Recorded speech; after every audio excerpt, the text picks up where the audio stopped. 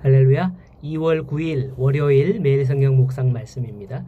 오늘 말씀은 요한복음 4장 1절에서 14절의 말씀입니다. 요즘 겨울 가뭄이 심각한 것 같습니다. 우리나라 특성상 겨울에는 강우량이 좀 없긴 하지만은 이렇게 계속적인 겨울 가뭄이 되면 식수 공급에도 차질이 생길 수도 있는 거죠. 물은 인간 활동에 있어서 없어서는 안 될 주요한 자원입니다. 성경의 아브라함이나 야곱도 보면 항상 우물을 중심으로 옮겨 다녔고 가는 곳마다 우물을 팠다라고 그렇게 나옵니다. 세계적인 도시들도 대개 강을 끼고 있거나 아니면 바닷가에 있는 것이죠. 인간은 이렇게 물과 뗄래야 뗄 수 없는 그런 관계인 것입니다. 오늘 말씀에 보니 사마리아 수가성에 한 여인이 물을 기르러 나오는 그 이야기가 전개됩니다. 이 우물가에서 어떤 일이 있었는지를 묵상하면서 진정으로 우리에게 필요한 게 무엇인지 생각해보는 그런 말씀이기를 바랍니다. 예수님께서 유대 사역을 마치시고 다시 갈릴리로 가시는데 가실 때에 사마리아를 통과하는 길을 택하셨다는 거예요. 3절에 나옵니다. 유대에서 갈릴리로 가는 길 중에는 사마리아를 통과하는 길이 가장 빨랐습니다. 그럼에도 불구하고 당시 유대인들은 일반적인 이 길을 택하지 아니하고 요단강 동편으로 건너가서 다시 요단강을 건너서 가는 그런 길을 택해서 우회했던 것을 알 수가 있습니다. 그것은 그들이 혼혈이 된 사마리아인들을 부정하게 여겼다. 개처럼 여겼다. 그렇게 했기 때문이다라고 성경에 나오기도 하죠.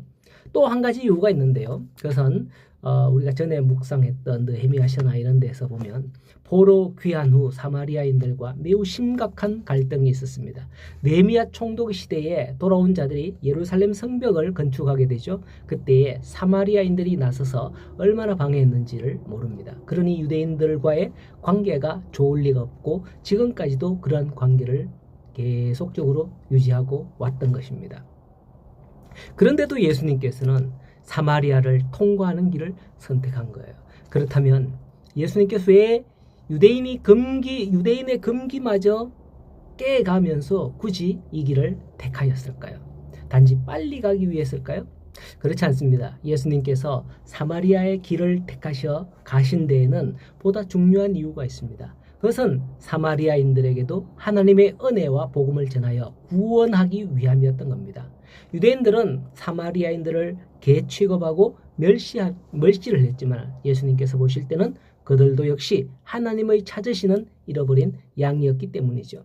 그렇기 때문에 오늘 우리도 살면서 이 복음을 어떻게 해야 될지 선택해야 할 수 있습니다. 내가 싫은 사람, 다가가기 힘든 사람에게 복음을 들고 갈 수 있을까요?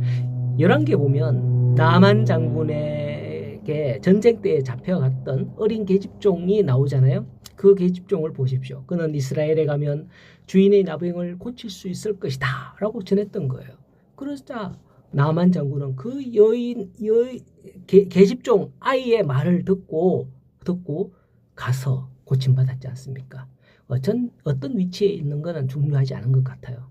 귀 있는 자들은 들을지어다 라고 예수님이 말씀하셨듯이 그것을 들을 수 있는 자들에게 전하면 되는 겁니다. 듣고 믿으면 복을 받고 안 믿으면 멸망받는 겁니다. 마치 그렇게 생각하면 이 생사여탈권을 우리가 쥐고 있는 듯해요. 복음의 능력으로 용감하게 담대하게 살아가시기 바랍니다. 자, 6절에 보면 예수님께서 사마리아를 통행하는 중에 피곤하여 수가라 하는 동네 우물 곁에서 쉬신 사실이 나옵니다. 그때가 아마 6시다라고 하는데요. 우리나라 시간으로 할 때 여기에서 6시간을 더 더하면 됩니다. 바로 오후 12시가 정오가 낮 12시죠. 낮 12시 정오가 되는 거예요. 이 시간이 왜 중요하냐 하면 유대인들이 거주하는 지역은 아침 저녁은 선선하지만은 한낮은 뜨거운 태양이 비치기에 거의 활동하지 않습니다. 그런 시간인 낮 12시에 물을 길러러 왔다는 것은 아마도 다른 사람의 눈을 피하기 위해서였던 것 같습니다. 왜 이 여인이 다른 사람의 눈을 피했느냐? 그것은 나중에 나오죠. 이렇게 우물 곁에 쉬시던 예수님께서는 마치 물을 길러 온 그 여인에게 물을 좀 달라고 요청을 합니다. 사마리아 여인을 향한 예수님의 요청은 어려운 것이 아니었습니다.